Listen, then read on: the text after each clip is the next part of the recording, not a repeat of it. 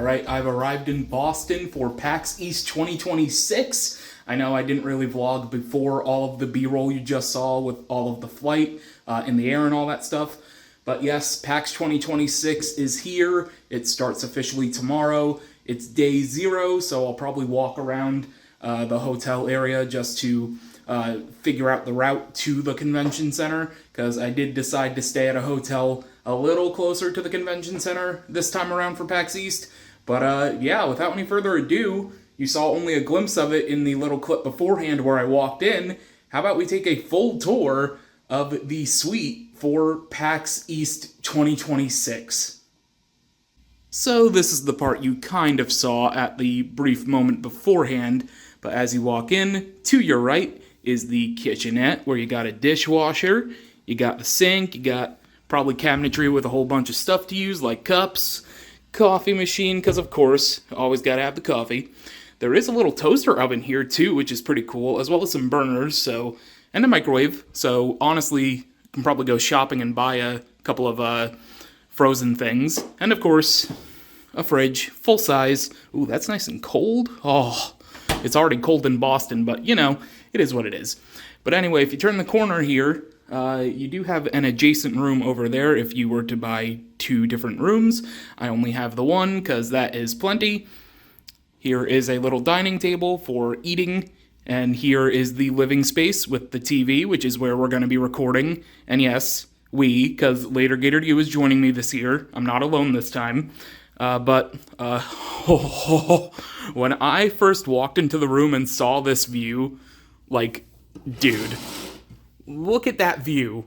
That is absolutely crazy. This shot goes so hard. It's got like part of the harbor and stuff. It is absolutely phenomenal. You can see how close we are to the airport. Maybe you can probably see the airplanes there in the distance for the sky. Pretty close to the airport too, which is really, really great in terms of ride sharing to these places.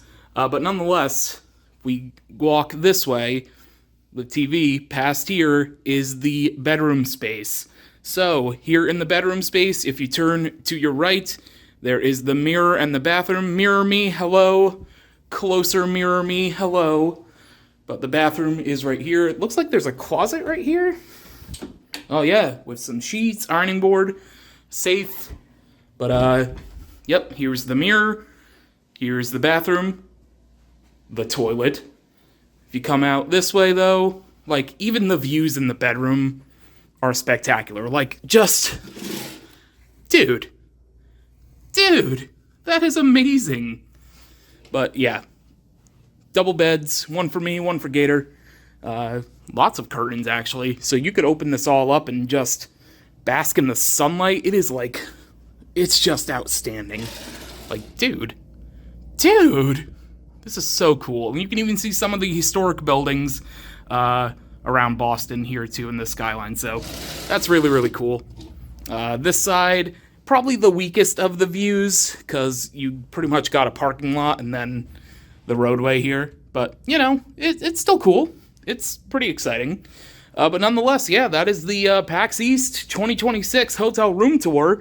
My camera, or rather... I am about to run out of footage for the camera. As you see, I've already unpacked a couple things on my laptop and a couple of the electronics. We'll get to those in a second. And I'm charging up a couple of things. And I gotta charge my phone. So I'm gonna charge my phone for maybe like an hour or so. And then I'm probably gonna start doing exploring stuff. Because Joey, Later Gator U, he doesn't come in for another, I think, 3 to 4 hours. So I may also get something to eat. Not quite sure yet, but yeah. Anyway, that is the room tour. I should probably take a clip in front of here. That way you can see me, sort of. But yeah, that is it for the hotel room tour. I'm going to go charge my phone. Probably going to start transferring some files over. That way I can start working on the vlog. Other than that, I'll see you when I see you. Probably when I start exploring a bit.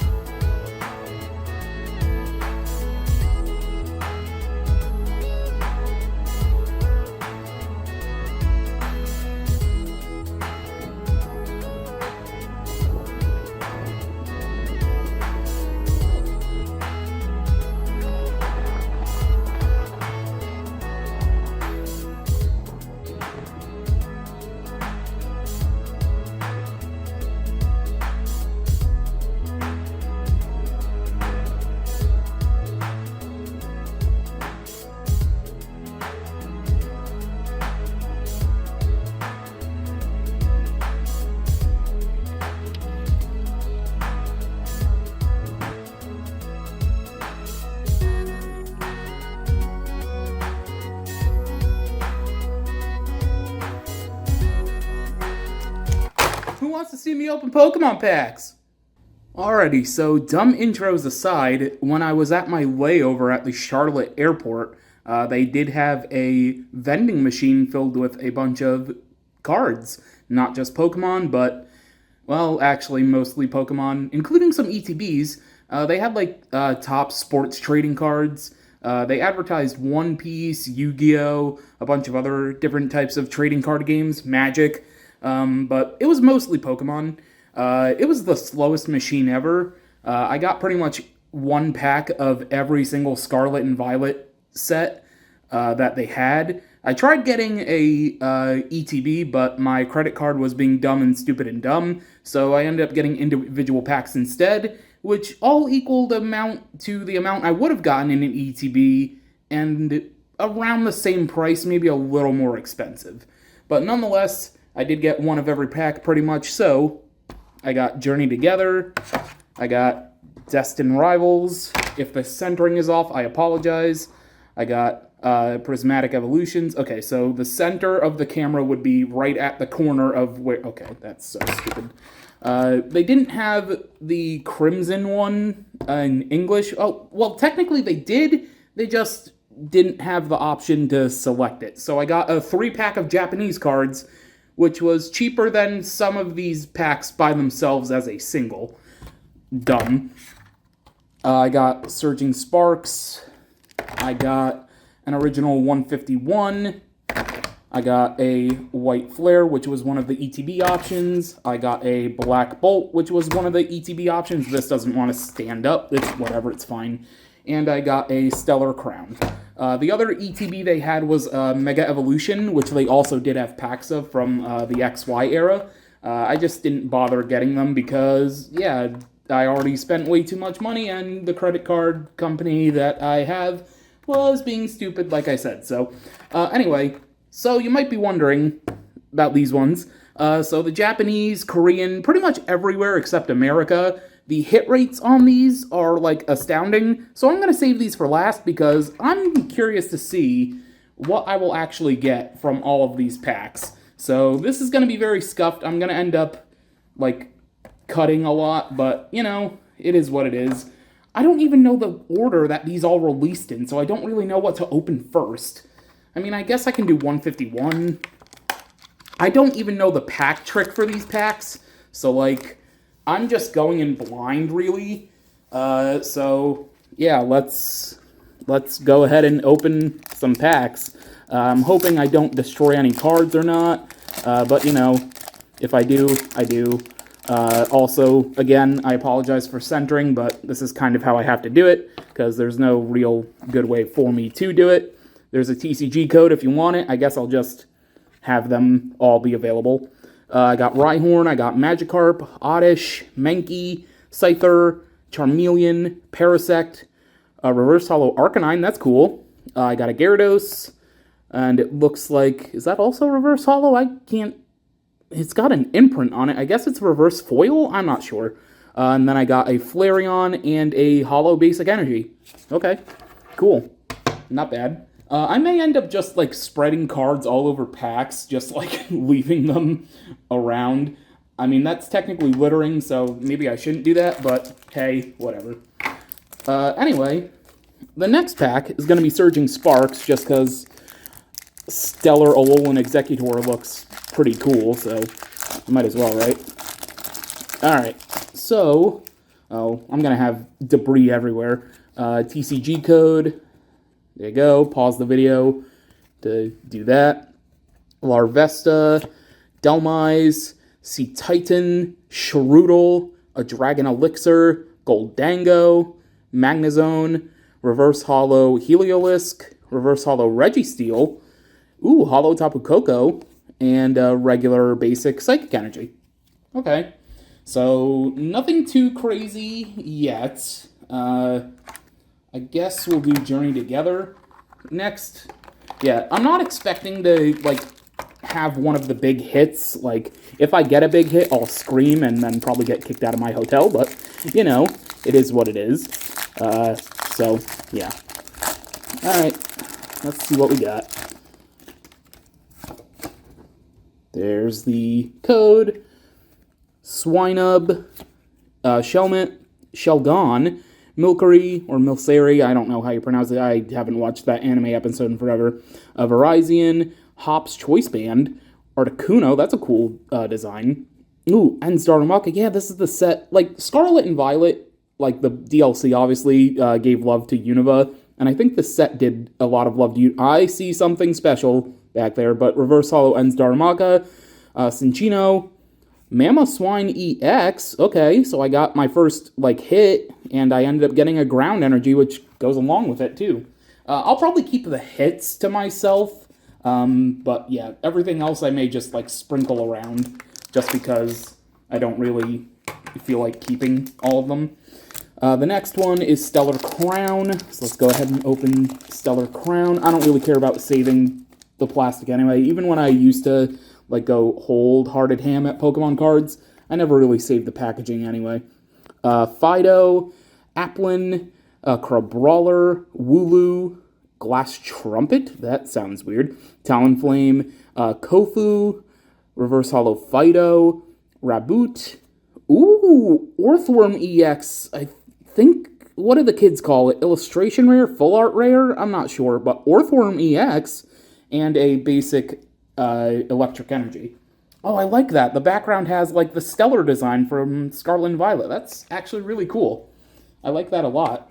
Okay, I guess we'll save the big hitters for last, besides the Japanese set. But let's go next with Prismatic Evolutions. I swear to God, if I hit the Moonbryon Stellar, I'm going to... I'll probably run naked in PAX.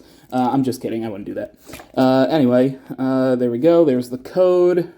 Riolu, Friends in Paldea, Lopunny, Dreepy, Screamtail. I like how they did the Ancient and Future thing there in this set. Janine Secret Art, Regigigas. Ooh, okay, I forget what this is called, like the pinkish design, but I Scoop Up Cyclone, that's a very rare card, I'll keep that one.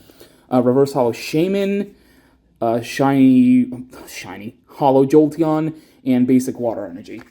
They did do a set, I think they had like the Japanese version of that set where it was shiny, where it's like all shinies. I think they had that there. I don't really remember the machine all too well because, again, it was a pain in the ass with my credit card. But, you know, nonetheless, there's the next code. Then we got a Team Rocket's Nidoran. So this is the Team Rocket set. It's going to have all Team Rocket trainers. Or, well, it's going to have the trainers on the art on the corner. But it's going to be, like, just say Team Rocket, I guess. Team Rocket's Houndour. Oh, Steven's Beldum. Okay, so there's other trainers, too. Team Rocket's Chingling. Team Rocket Venture Bomb. Arven's Toadscruel. Okay, so Arven's in here, too, I guess. I see an EX card already, because I'm dumb and I can't hold cards right.